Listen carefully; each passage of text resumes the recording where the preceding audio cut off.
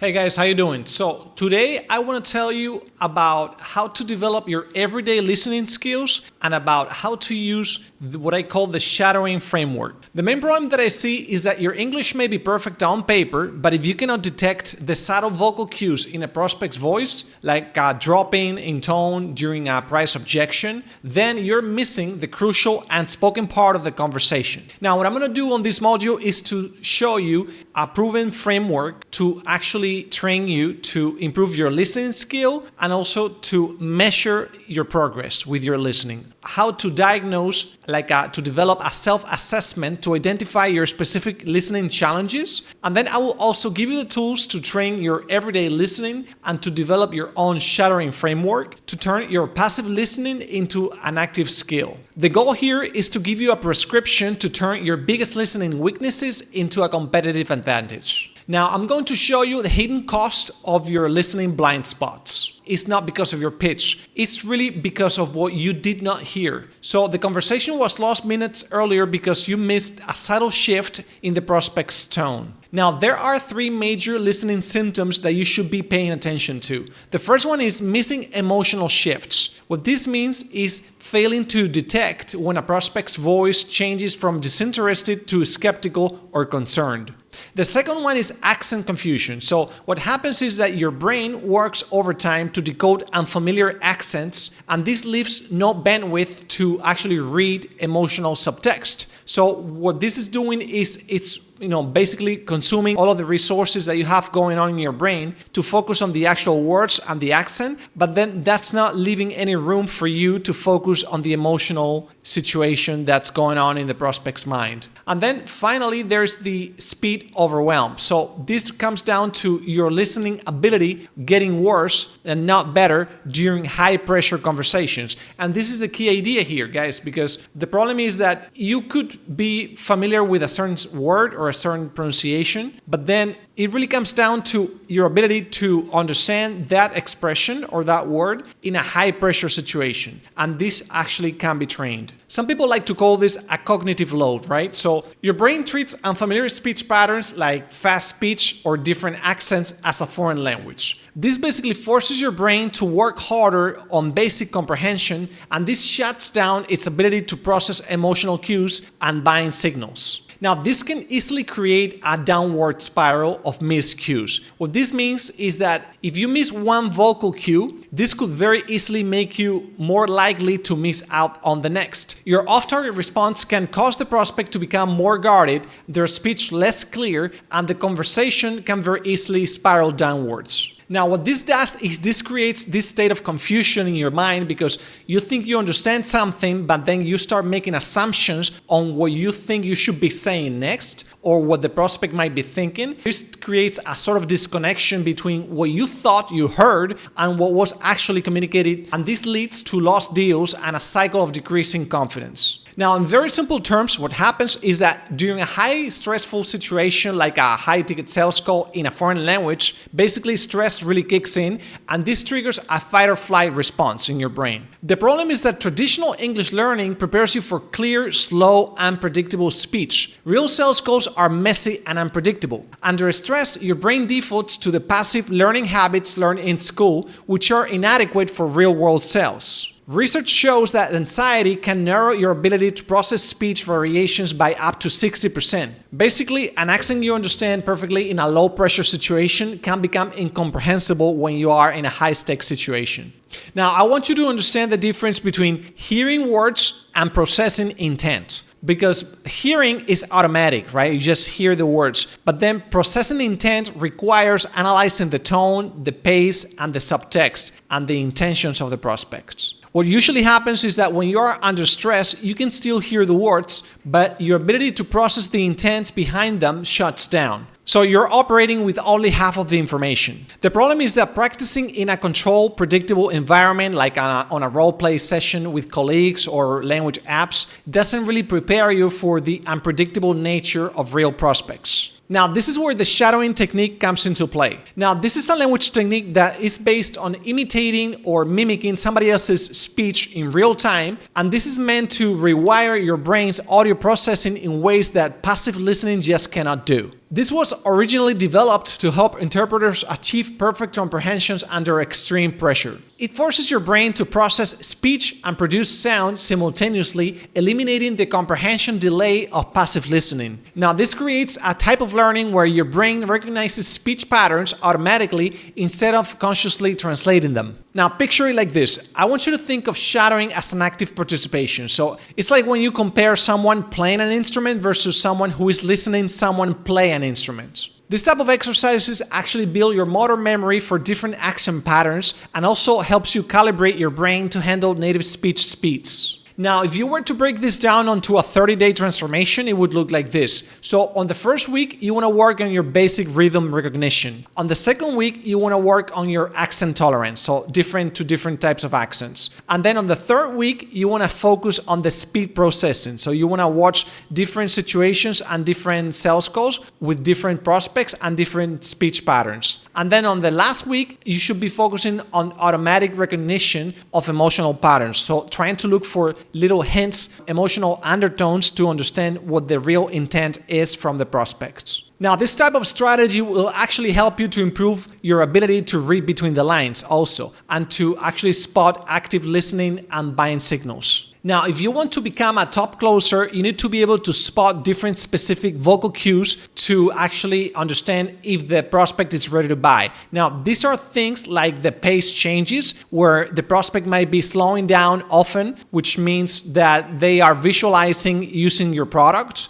Another thing to look out for would be volume drops, where there's like a softer voice, which often indicates that they're processing something important internally. Another factor that plays into this is question patterns, where there's maybe like question shifts from features like on the early stage to like implementation questions in the middle stage of the call, and then finally to personal and more specific questions on the very last stage of the call. Another thing that this kind of exercise can help you with is actually being able to spot different objections even before they're being spoken out loud, right? So for example, like you will be able to spot budget objections when there's like a subtle voice changes when discussing money, for example. You can actually spot maybe some authority objections where there's a shift to, they change the pronouns and they say like, we would need to consider this.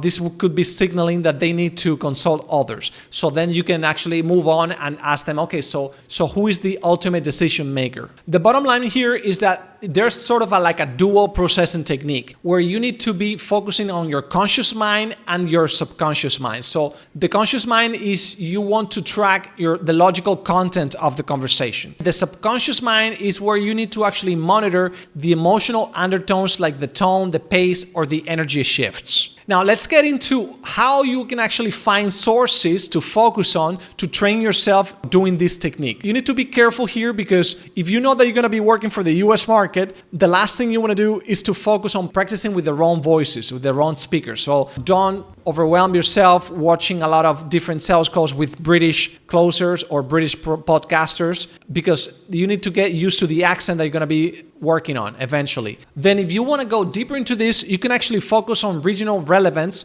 trying to match speakers to the geographic areas of your prospects if you know where you're going to be working on. And then also the professional context. So you want to choose speakers who use business vocabulary and tone from the industries and the type of offers that you're going to be selling. Also, another thing that you can play around with is the emotional range. So you can actually look for sales calls and role plays in different situations where you can find voices that express like the full spectrum of sales emotions, where you can find prospects that are more skeptic, more excited, more concerned with different types of objections, right? And basically, I actually have done all the work for you because I provided you with a library of sales calls where you can find hundreds of different sales calls in different situations, different niches, different industries, and different prospect profiles. So all you have to do is to go back to the library and try to pick the ones that you think will match the type of prospects that you should be shooting for when you actually start applying for high-ticket sales jobs.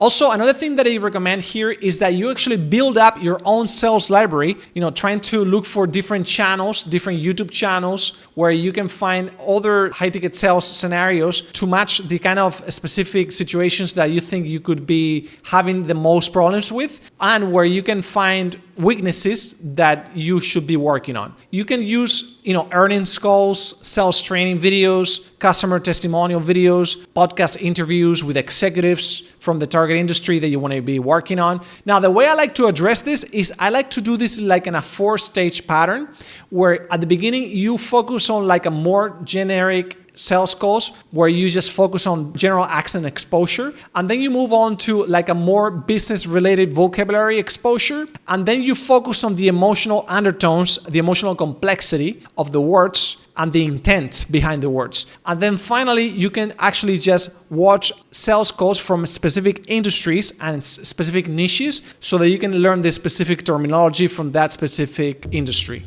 Now, also another thing that I recommend here is that you don't only watch a specific type of sales calls. Like, for example, like say you want to work for fitness coaches, right? Selling fitness offers. So I recommend that you not only watch those kinds of offers. From my experience, it's best if you actually work on 60% on your primary market and then 30% or so on adjacent markets. So markets that could be related to this type of market that you want to focus on, and then 10% on more challenging accents to build flexibility. If you know that you struggle with British accent, then you just watch a few of the British sales calls that I have on the library, but you want to focus 60% on the primary, 30% on related markets, and then 10% on more challenging accents and external markets. Now, all of this sounds fine, but how do you actually measure your progress here? Because this is really the key. You want to be able to measure, like in business, the best way to actually progress is to measure your mistakes and measure where you are making progress on, right? Confidence doesn't close deals,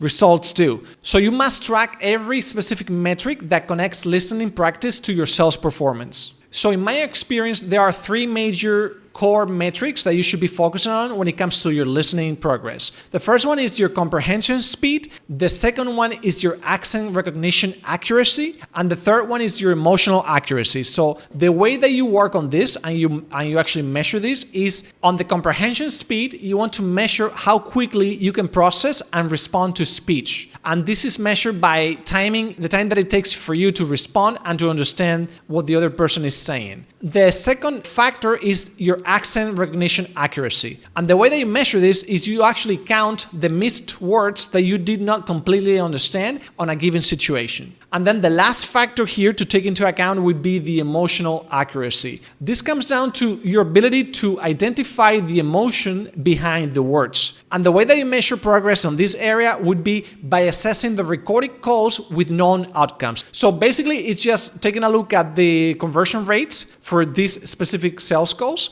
And then the more you have closed, the better understanding of the emotional cues that you have about this specific context. Now, what I recommend here is that you can actually build up your own benchmarks, your own listening benchmarks. And the way to do this is to record your practice calls and rate your performance on a 1 to 10 scale for each of the metrics that I just mentioned, and then create a baseline. You want to track your closing rate alongside your listening metrics. So if one improves without the other, then that means that your practice needs adjustments. Now, by far the best method to track your progress on your listening skills is actually just to record all your sales calls and analyze your performance over time. Now, the final thing that I want you to remember here is that while others focus on what to say, you will be able to master what to hear, and this will give you an edge that most closers never develop. The next thing I want you to do now is to start with a 15-minute shadowing session today using content from your target market or any markets you want to focus on. If you implement all of this that I just said, in the next 30 days, you will catch buying signals you used to miss, and you will be able to process native speech automatically and hear the real conversation happening behind the words.